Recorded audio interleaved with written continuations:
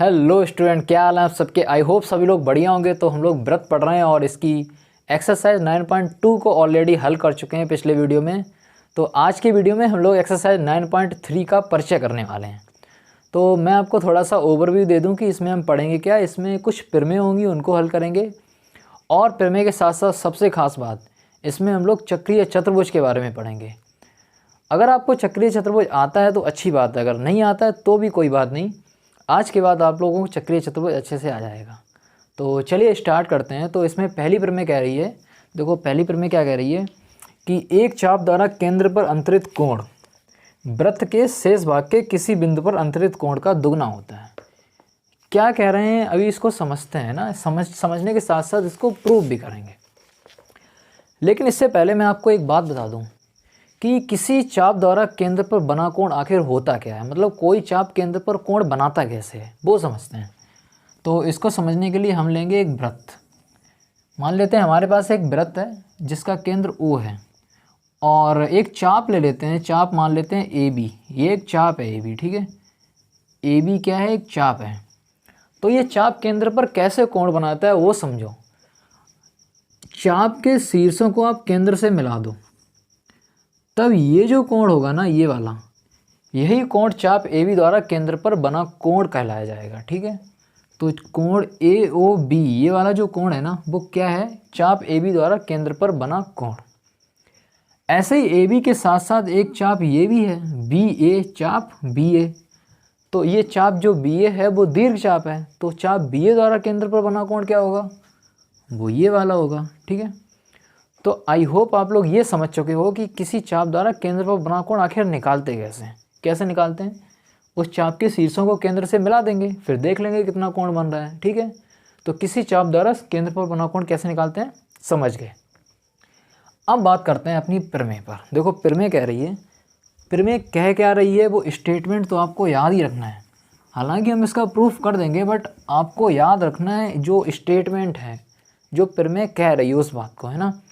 क्योंकि हम लोग डायरेक्टली क्वेश्चन में वो बात यूज करेंगे, प्रमेय का प्रूफ हर बार थोड़ी ना करेंगे। तो चलो एक बार प्रूव कर लेते हैं, ये कह क्या रहे हैं वो भी समझ लेते हैं। तो सबसे पहले तो एक वृत्त बना लेते हैं।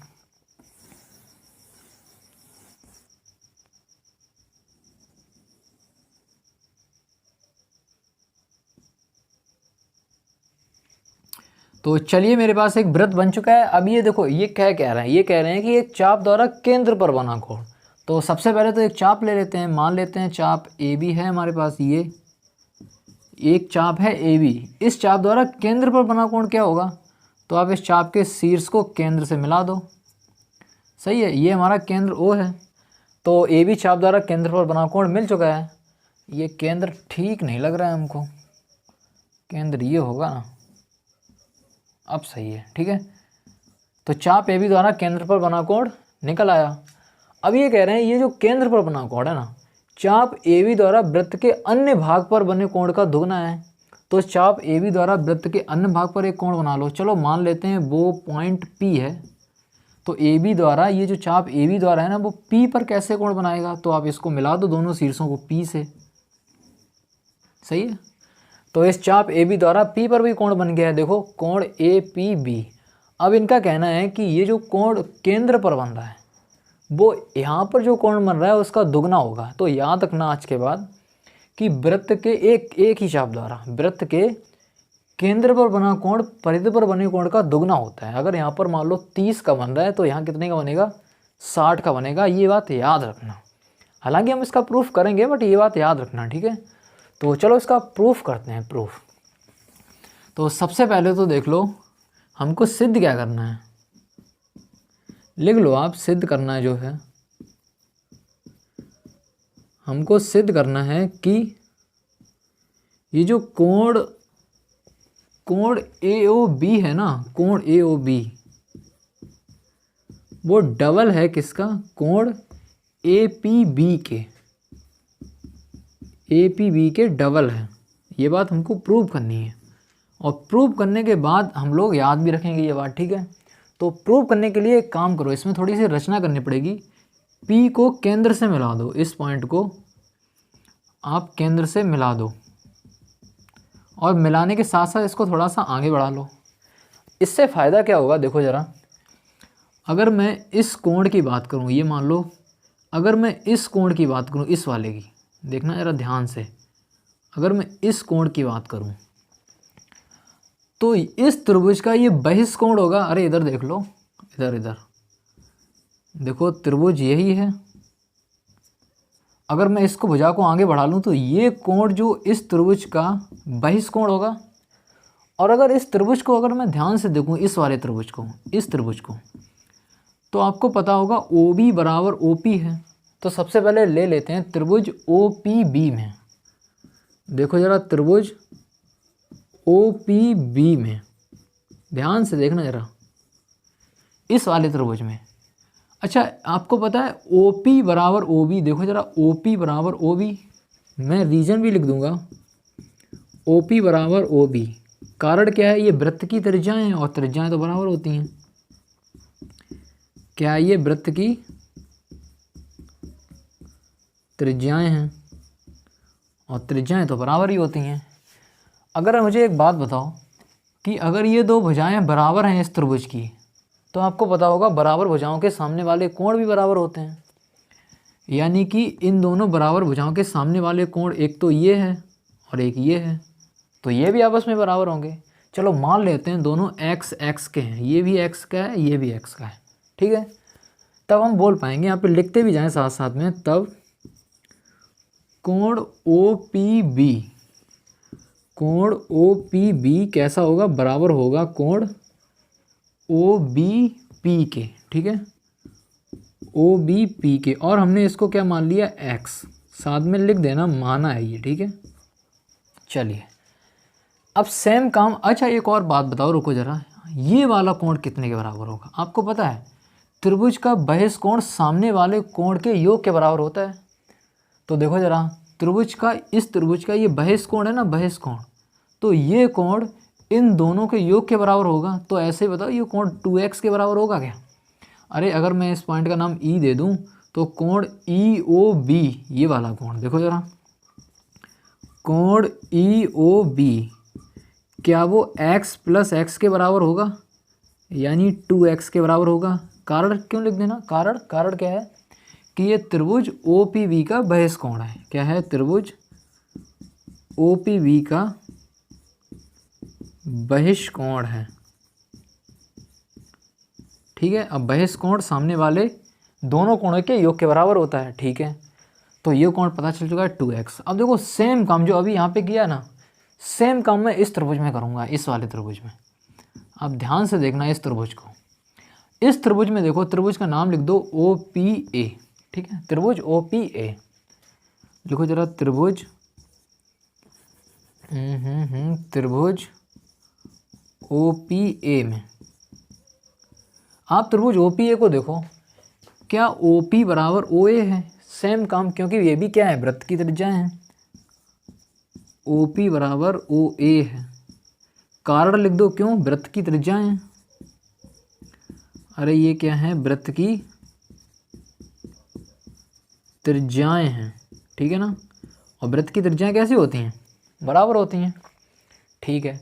अगर ये वृत्त की त्रिज्याएं हैं और आपस में बराबर हैं, तो आपको पता होगा सेम काम कि इस त्रिभुज के लिए ये दो भुजाएं बराबर हैं और बराबर भुजाओं के सामने वाले कोण बराबर होते हैं, तो इसीलिए ये कोण इस कोण के बराबर होगा।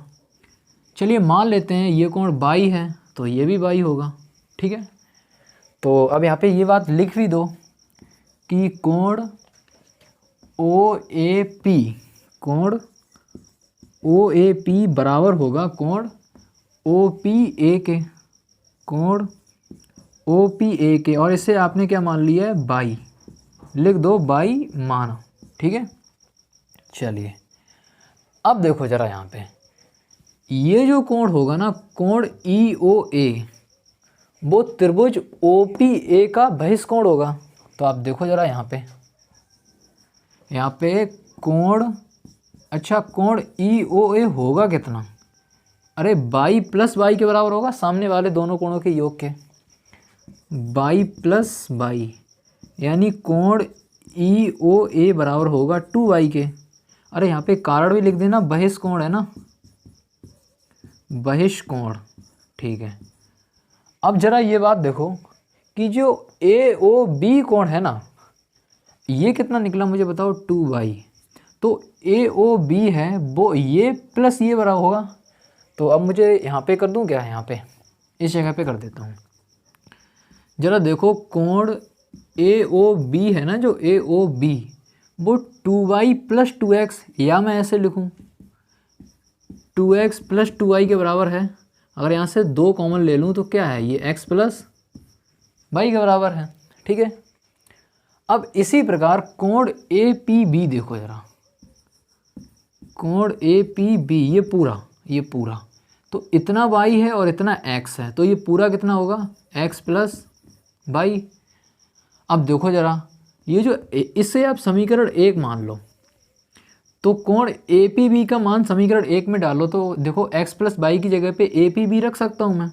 तो यहाँ से कोण ए ओ बी बराबर क्या आ जाएगा, 2 और गुणा में x प्लस वाई है और x प्लस वाई का मान है कोण ए पी बी, कोण ए पी बी। तो यहाँ से सिद्ध हो चुका है कि केंद्र पर बना कोण परिधि पर बने कोण का दुगना होता है। तो आप ये बात नोट कर लो और आज के बाद याद भी रखना, ठीक है, तो नोट कर लो। तो अगली देखो, अगली बात ये क्या कह रहे हैं, अगली ये तो कह रहे हैं प्रमेय है, लेकिन मैं इसे प्रमेय नहीं मानता हूँ, आप लोग इसे पॉइंट के रूप में याद रखना, ठीक है। तो अगला पॉइंट क्या है कि एक ही वृत्तखंड के कोण बराबर होते हैं, ठीक है। आप लोग ये पॉइंट करके लिख लेना, मैं लिख दे रहा हूँ यहाँ पे कि एक ही वृत्तखंड के कोण कैसे होते हैं, बराबर होते हैं। एक ही वृत्तखंड के कोण बराबर होते हैं।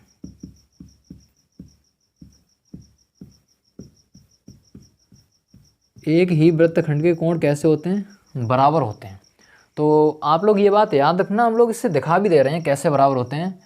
तो देखो जरा, चलो एक ये वृत्त है और एक ही वृत्तखंड कहने का मतलब उनका है कि एक चाप द्वारा परिधि पर जितने भी कोण बने होंगे ना वो सब बराबर होंगे। कहने का मतलब देखो क्या है कि मान लेते हैं एक खंड है, खंड मीन्स चाप है ना, तो एक चाप है ए बी, सही है। तो इस चाप द्वारा परिधि पर जितने भी कोण बनेंगे वो सब बराबर होंगे आपस में। कैसे, देखो जैसे कि एक कोण ये बन रहा है, ठीक है ना, ऐसे ही एक कोण ये बन रहा है, ऐसे ही एक कोण ये बन रहा है, ठीक है।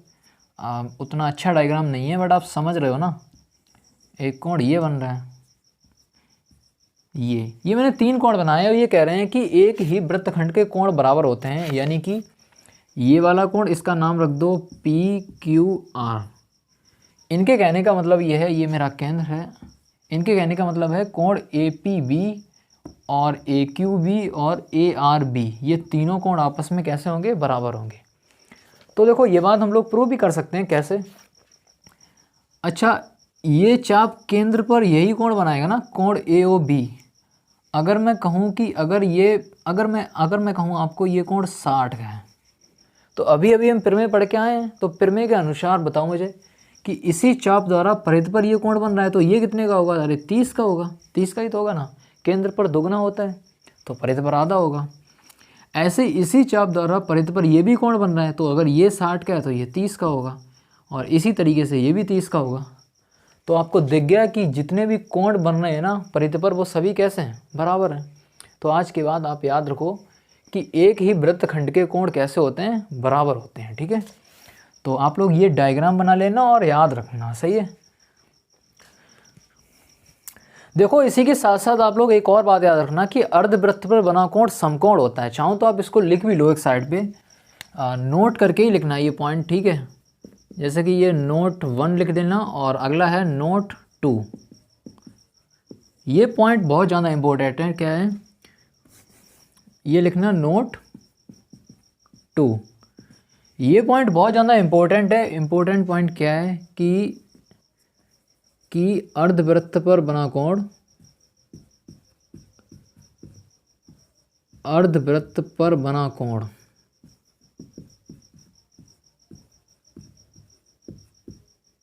समकोण होता है। कैसा होता है, समकोण। अरे समकोण मीन्स 90 अंश का। देखो इसको भी हम प्रूव कर सकते हैं, कैसे, जरा इधर देखो, देखो मेरे पास एक है सर्कल, सही है, ओके। तो ये कह रहे हैं कि अर्धवृत्त पर बना कोण समकोण होता है। तो अर्धवृत्त मतलब एक व्यास खींच लो सबसे पहले, एक व्यास है ए बी, ये केंद्र है। तो इस व्यास ने वृत्त को दो बराबर भागों में बांट दिया, तो ये भी अर्धवृत्त है, ये भी अर्धवृत्त है। तो अर्धवृत्त पर जितने भी कोण बनेंगे वे सब समकोण होंगे। कैसे कि देखो, एक तो ये कोण बन रहा है,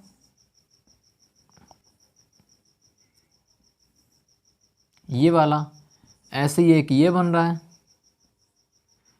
ऐसे नीचे भी बन रहा है, देखो जरा, ठीक है, ऐसे बहुत सारे कोण बन रहे हैं ना।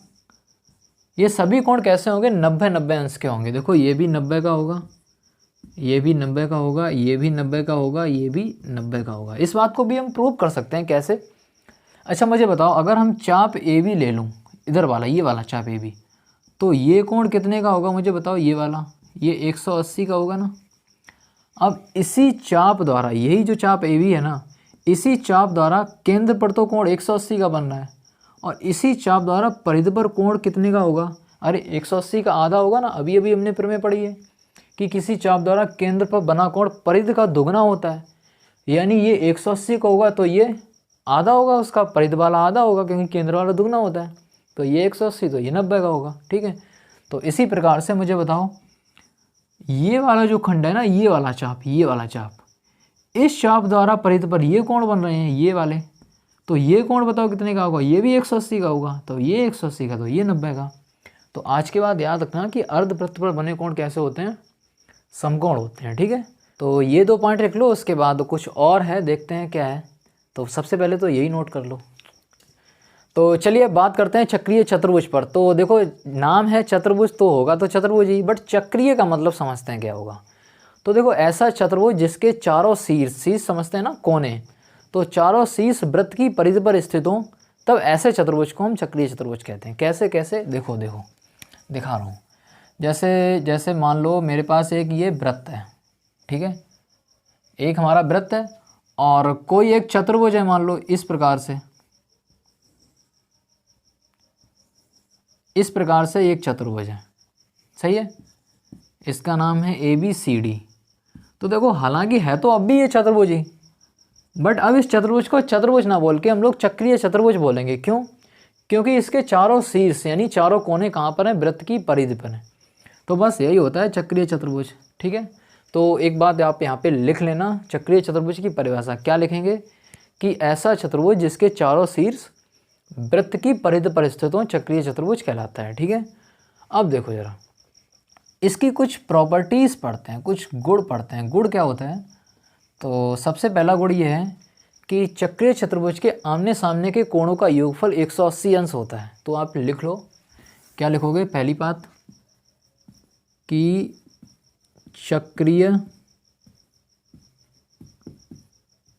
चक्रीय चतुर्भुज के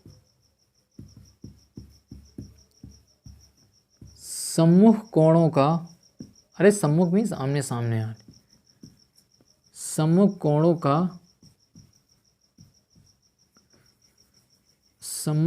का योगफल 180 अंश होता है। सही है ना भाई? चक्रीय चतुर्भुज के सम्मुख कोणों का योगफल कितना होता है? 180 अंश होता है। चलो इसको प्रूफ भी कर लेंगे, प्रूफ भी कर लेते हैं। कैसे करेंगे? देखो ज़रा, ये हमारा केंद्र है, तो यहीं पे देख लो, आप प्रूफ करने की ज़रूरत है नहीं। वैसे आप इसको केंद्र से मिला दो, केंद्र से मिला दो। अब देखो, अब ये जो आप देखो, ये जो कोण है, अगर इस कोण को मैं 2x मान लूँ, देखो ज़रा, इस कोण को अगर हम 2x मान लूँ, जानबूझ के 2x मान रहा हूँ, तो ये वाला कोण बताओ कितना होगा? ये x होगा, क्योंकि अभी अभी प्रमेय पढ़ के आ रहे हैं। इस चाप द्वारा केंद्र पर बना कोण 2x है, तो इसी चाप द्वारा परिधि पर बना कोण x होगा, आधा। अब अगर ये 2x है तो ये कितना होगा? अरे ये 360 माइनस 2x होगा, क्योंकि पूरा 360 का होगा। तो अगर ये 360 माइनस 2x है, तो ये वाला जो कोण है ना, वो इस चाप द्वारा बन रहा है, तो इस चाप द्वारा परिधि पर ये कोण बन रहा है, तो ये 360 माइनस 2x है, तो ये इसका आधा, मतलब 180 माइनस x। अब चेक कर लो, कोण ए प्लस कोण सी को चेक कर लो। कोण ए कितना है मुझे बताओ, 180 माइनस एक्स है। कोण सी कितना है, वो एक्स है। इन दोनों को जोड़ना ज़रा, कोण ए प्लस कोण सी कितना आएगा, 180 minus x plus x. Check कर लो, 180 आया ना। अगर सेम काम आप इसके लिए करते इन दोनों के लिए, तो आपको इन दोनों शीर्षों को केंद्र से मिलाना पड़ता, तब भी आप निकाल देते। तो अल्टीमेटली हमको बात क्या याद रखनी है कि चक्रीय चतुर्भुज के सम्मुख कोणों का योगफल 180 अंश होता है। आपको प्रूव नहीं करना पड़ेगा, याद करनी पड़ेगी ये बात, ठीक है।